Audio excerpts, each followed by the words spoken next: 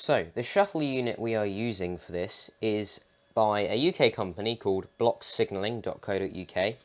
They're actually a really good website. They've got a lot of different circuit boards for DC model railways to make the trains do lots of interesting things like shuttles, automatic points and things like that. And they're all for a really low price. Although this is by Block Signalling, we actually got this one off eBay because it was about £2 cheaper than their website for some reason.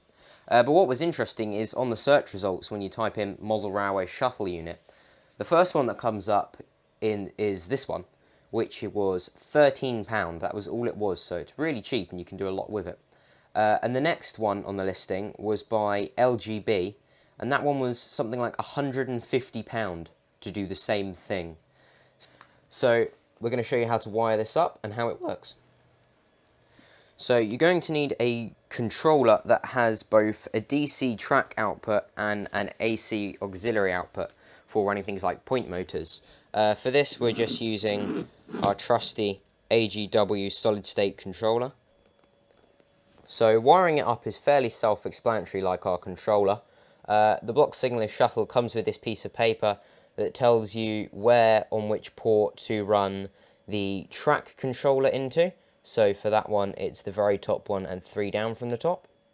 Where to put your auxiliary power in through, which is the bottom 2. And where to put your power to the track, which comes out from the 2nd from the top and 3rd from the top, and then goes to your track. So if you follow that, it's really simple. Then what you need to do, you'll see here, it says track, brake and diode. So this kit comes with these two, get the camera caught.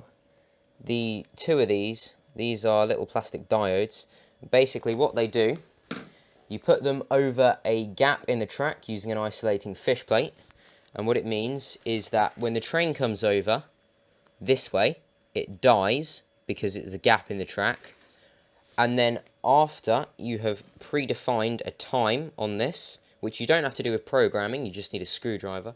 Once you've predefined a time, the circuit board then waits, and then when the circuit board changes the polarity, using the power of magic, this diode then allows the train to go back the other way. One quick thing I will say is on here it says what stops the train for 1 second, 30 seconds, 90 seconds, so on. That appears to actually be wrong, at least for my one, and that really confused me when I first got it, because the train was either doing something like this, which clearly isn't right, or it was going to one end and then staying there forever and never coming back.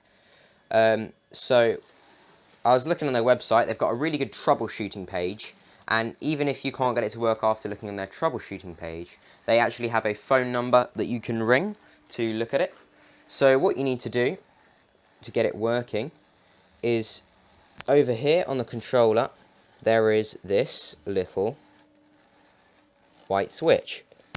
Now that adjusts how long the train stays at either end, and that is adjusted with a screwdriver like you can see here. So what you need to do is, when the train comes back, I've sent it down the other end now. Here we go. So what you need to do is turn it all the way anti-clockwise, and your train should do this. And then you need to slowly, very slowly, turn it clockwise until the train no longer does that.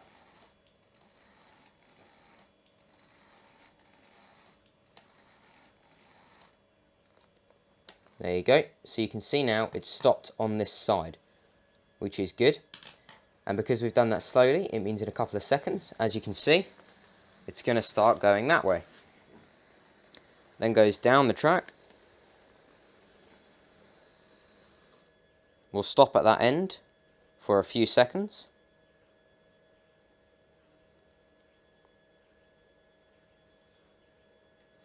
And we'll then come back.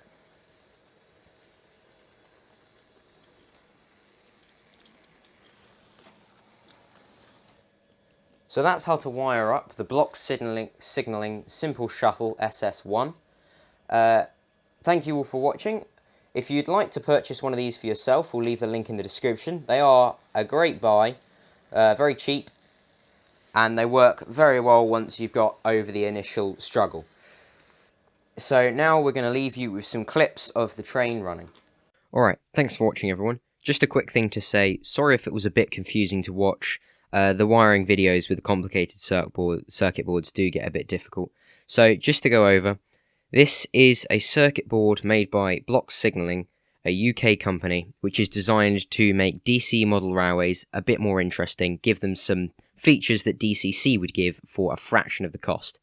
So this circuit board here cost us £13.80 off eBay. Here you can see the link, and the link will be in the description. So the point of this circuit board is to have a train wait at a station for a certain period of time, then go off into, for example in my case, a fiddle yard, wait there for a certain period of time, and go back to the station and repeat the cycle.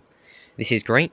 This allows you to define the time without programming. You just need a screwdriver, and it can stop at either side from anywhere between no seconds, so it will go there and straight back, all the way up to half an hour. So now we're going to show you the clips of it running.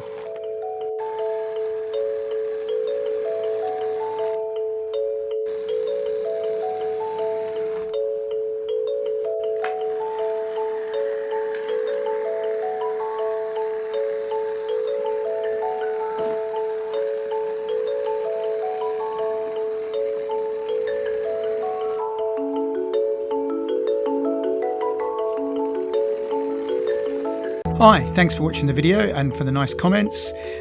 Click on the left for a previous video in this series, click on the right for another video you might enjoy, and please don't forget to click to subscribe, like, comment, etc. Thanks again.